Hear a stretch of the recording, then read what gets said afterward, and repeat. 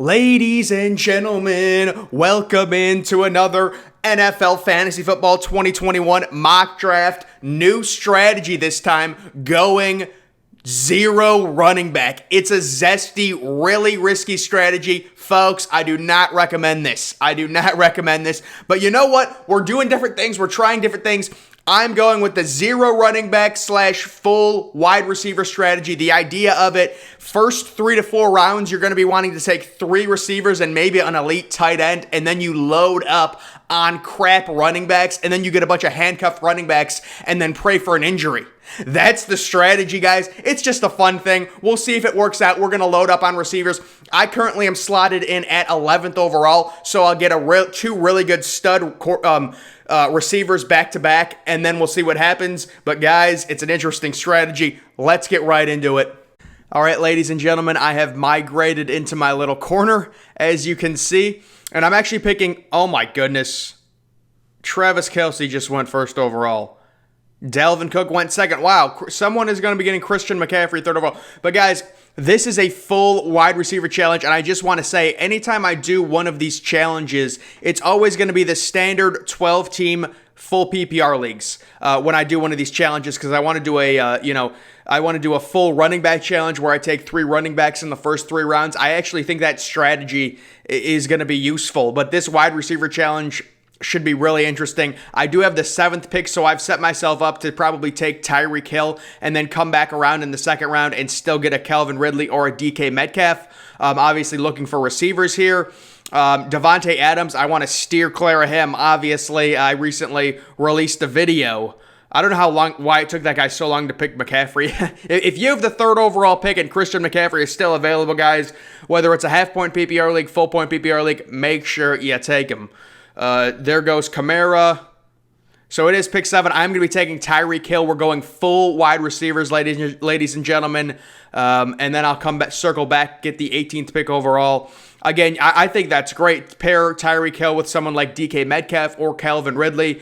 Ridley's target share is going to be phenomenal without Julio being there. So we'll see. But this is kind of a wonky mock draft. Guys, I don't know what the hype is with Travis Kelce. I just cannot stomach. I mean, he is currently 4th overall on the big board.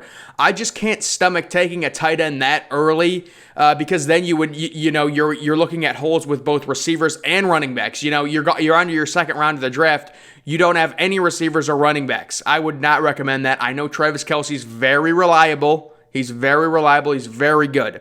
If you could get him at pick 10 or 11 to where you're drafting early 2nd round and you can get kind of a stud receiver to pair with him, that would be interesting. But 4th overall, and obviously 1st overall, I mean, my God. This is just a mock draft, but it's a little ridiculous. This is my PSA to everyone. Please do not draft Antonio Gibson. For the love of God, please do not draft him. From me to you. I have him as one of the biggest busts this coming year. Just please do not take him. So we have our pick now. It looks like I was probably going to take DeAndre Hopkins there, but it looks like we have a nice, decent choice between either DK Metcalf or Calvin Ridley.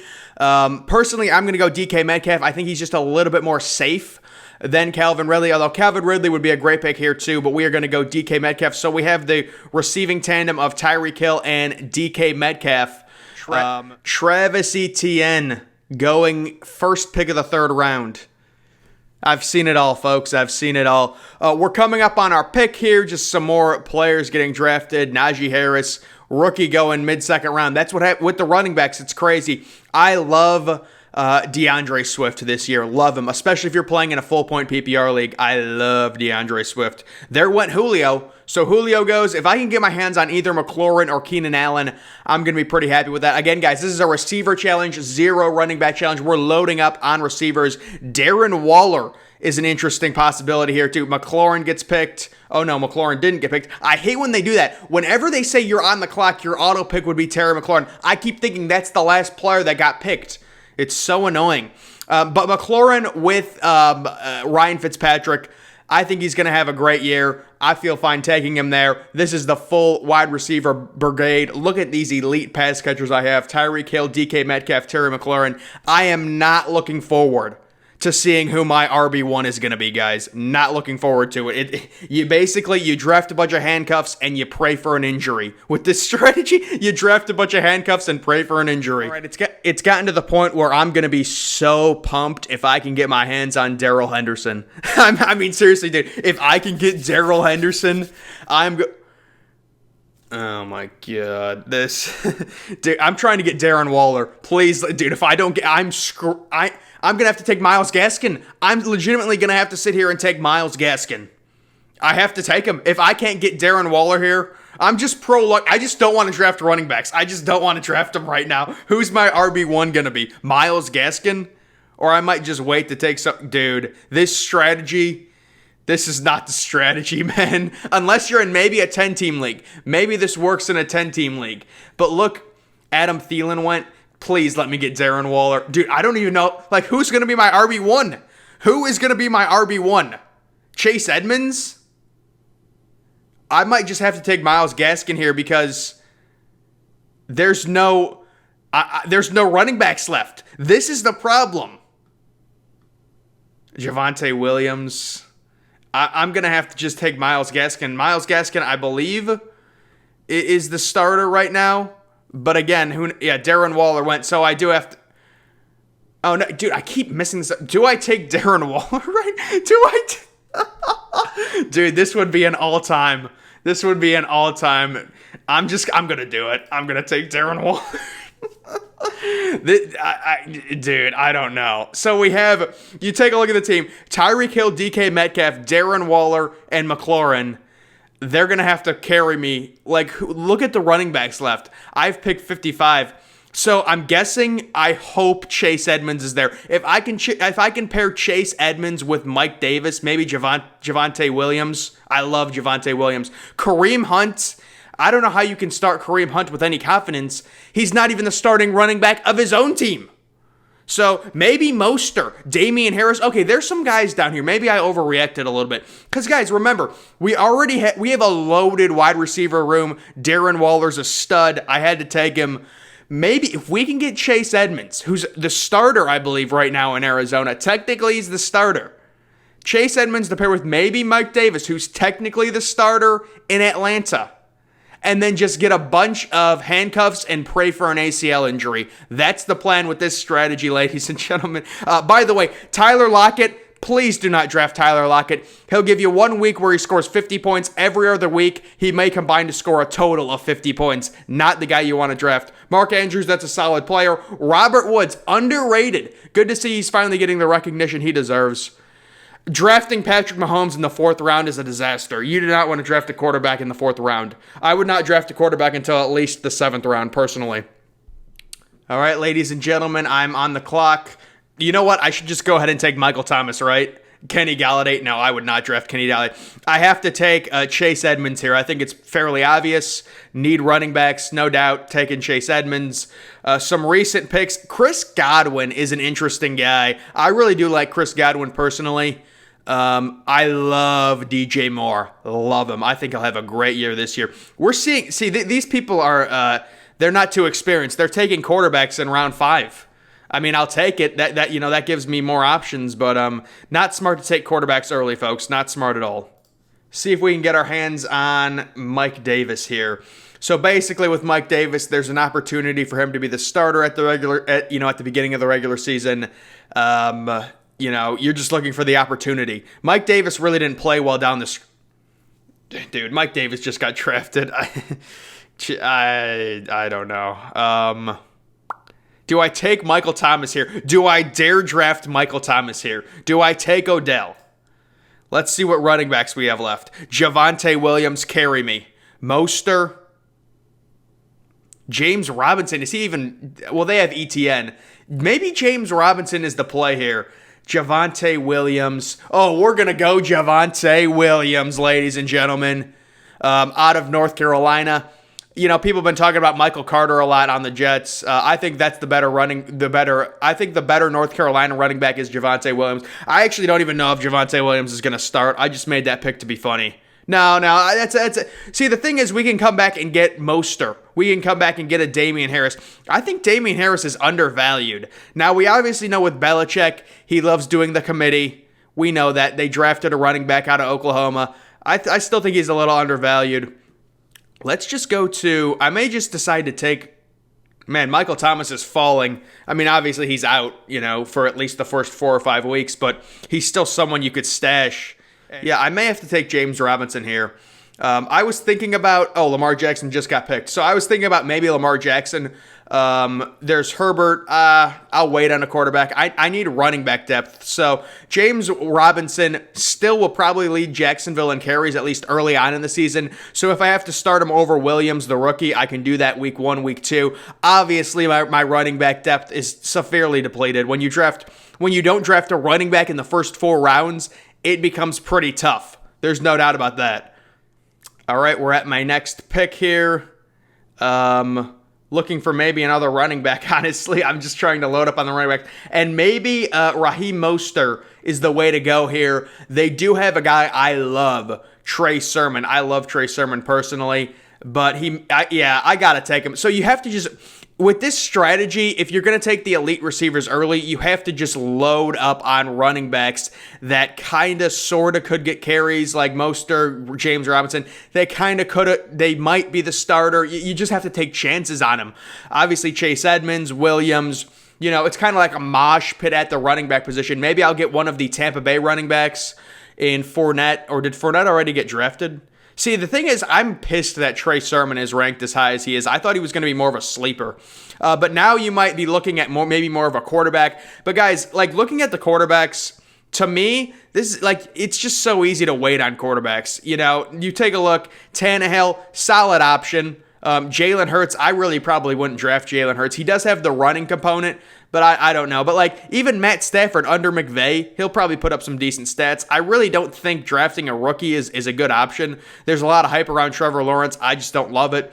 Tua could have a decent year. I was just a little concerned last year. They were really conservative with Tua. Matt Ryan, I don't love it, don't hate it, but realistically, when you're this late into the draft, you can kind of just mix and match with the quarterback position to where you're just picking someone off the waiver wire every week and starting someone who has a good matchup, and more than likely, they'll get you 20 to 25 points, or at least 18 points. I would rather use those picks, the earlier picks to take, a DK Metcalf, to take a Darren Waller, a McLaurin, and then you've got, with this strategy where you're taking, look at that, Trey Sermon went already. I would not recommend picking Kenyon Drake, let me tell you that much. We might just go ahead and take Ryan Tannehill here. I don't like Henry Ruggs. Just if you're playing full point PPR, he's just not going to get many catches. He's just a deep threat. So yeah, that may be the play right now, is to go ahead and take Ryan Tannehill, a solid quarterback. I mean, again, with quarterbacks at this point, you can mix and match. You can wait on them. It just depends. Maybe Ronald Jones, Melvin Gordon. Man, see, that's the problem with Javonte Williams, is Melvin Gordon is still there. Melvin Gordon has really took a hit. I'm going to go ahead and take Ryan Tannehill at this point. Again, with quarterbacks, you could really just take anyone.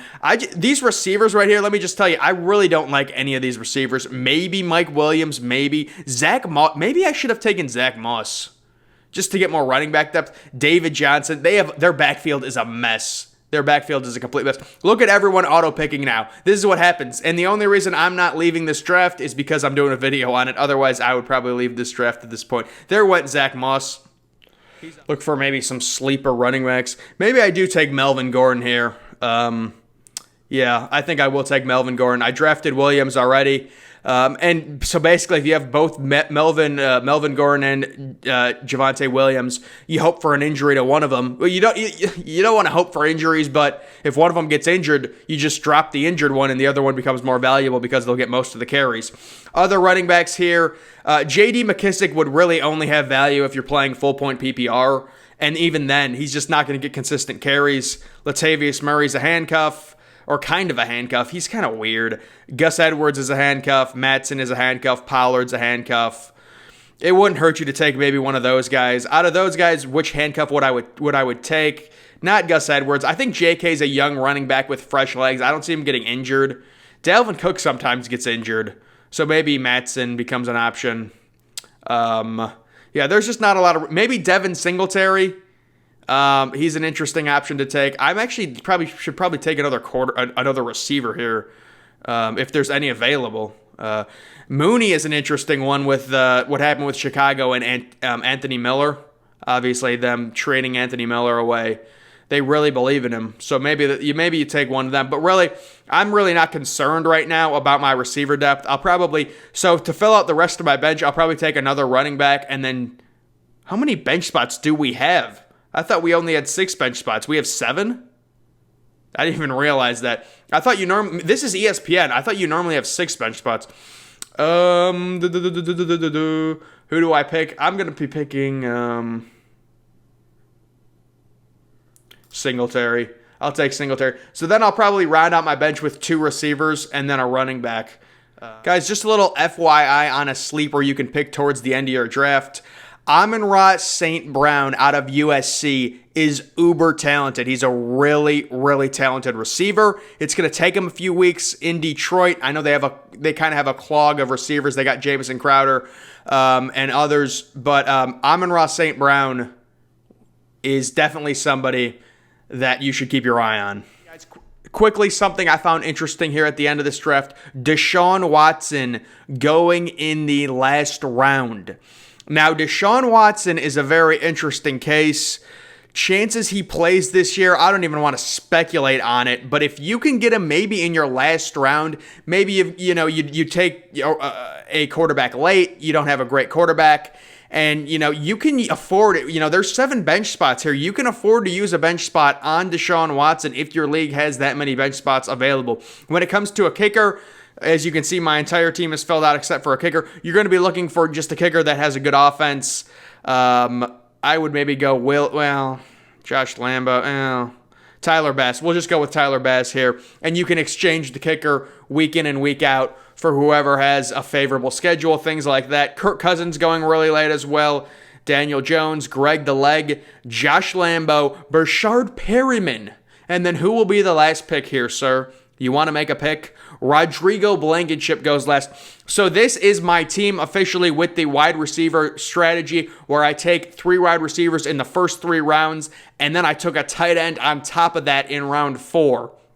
I went running back heavy after that. That's kind of how this strategy goes. Chase Edmonds, Javonte Williams. Javonte Williams taken 35th overall. That's a big investment for a running back this day and age. You don't see running backs go that high very often.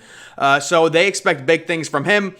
James Robinson, Mostert, kind of, a guy that these guys might get carries early on in the season if I need to plug somebody in. Ryan Tannehill as the quarterback, that can be interchangeable week to week. Melvin Gordon kind of has the handcuff. He may start the season as the starter over Williams, but the thought is that Williams will take over. You could take some of the picks that I didn't do on camera. Rashard Bateman, I don't love that pick. I just don't think Lamar Jackson can facilitate great offensive years for fantasy players, except for maybe like a tight end like Mark Andrews, and that's really touchdown dependent.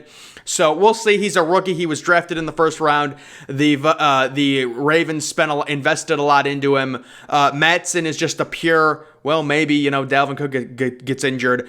St. Brown, I love him as a sleeper. And then the kicker and the defense, both interchangeable. So that is the strategy there. My next strategy I will be doing will be the full running back strategy where I take 3 running backs in the first 3 rounds. I think that's definitely a more viable strategy when it comes to a draft like this. Again, guys, you don't have to do strategies like this when it comes to your draft. You can go running back round 1, wide receiver round 2. You can just go by best position available. That's what I always do. But doing these strategies, it's always interesting to see how the draft shakes out. Obviously, 2 superstar receivers, 1 really good receiver, 1 superstar tight end, and then a load of just mediocre running backs that you hope maybe Chase Edmonds breaks out this year, maybe a Williams breaks out. James Robinson, who knows, dude? At ETN, I don't know how many carries he's going to get. Mostert, I love Trace Sherman. If you can get your hands on Trace Sherman, guys, do it. He's actually going higher than his projected value, but that's going to do it for this video, guys. That's going to do it for this mock draft. Make sure you're following me on Twitter. Link to that's always in the description. I'm, of course, the Depressed Ginger. Thank you for watching.